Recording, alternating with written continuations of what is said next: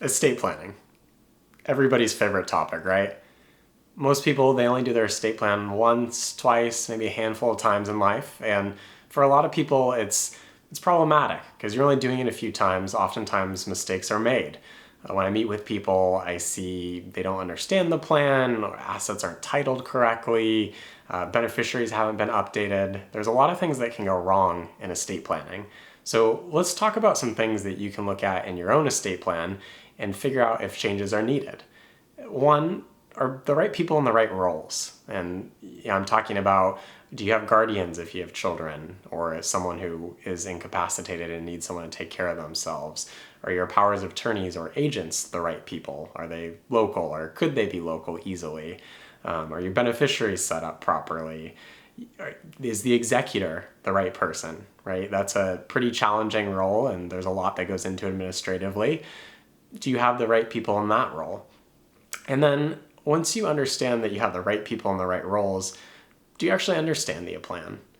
A lot of times when I meet with folks, they're not quite sure what their plan actually says, and I don't blame them for it. Oftentimes we do our estate plan and we did it 20 years ago and we said, hey, we're good for the next 20, but unfortunately laws change and things in life change. And so it's good to revisit, what does our estate plan say every few years, and make sure it's still what we actually want. Another area where I see a lot of issues are the titling of assets.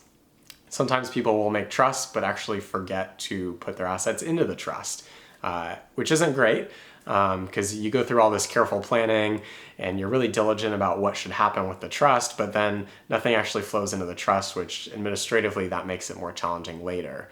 So home, did you deed the trust, or did you deed the home to the trust?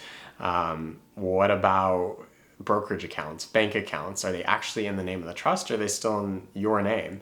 And down the road, have you opened any new accounts that aren't in the name of the trust that you did personally? Maybe it's time to go revisit accounts you opened recently, not in the name of the trust. So just making sure that titling of assets is up to date and reflects how it should within your estate plan. Those are really the main things. And then talking about disclaimer trust, this is really important for folks that are living in a state with a lower estate tax exemption amount. Obviously, the federal amount is pretty high, and a lot of people aren't going to run into that issue. But on the state level, have you done everything possible to reduce the estate tax consequences?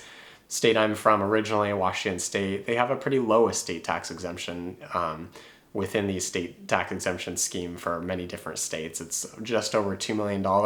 Oregon to the south there is just above $1 million. So make sure that you're aware of how those estate tax consequences come into play, and does your estate plan allow for things like a disclaimer trust to disclaim some assets on the death, so that way they can pass outside of your estate later on. I know estate planning is not fun, but review those documents, see if any of this is resonating with you, go back through your documents and see if there are any changes that need to be made. Thanks for listening.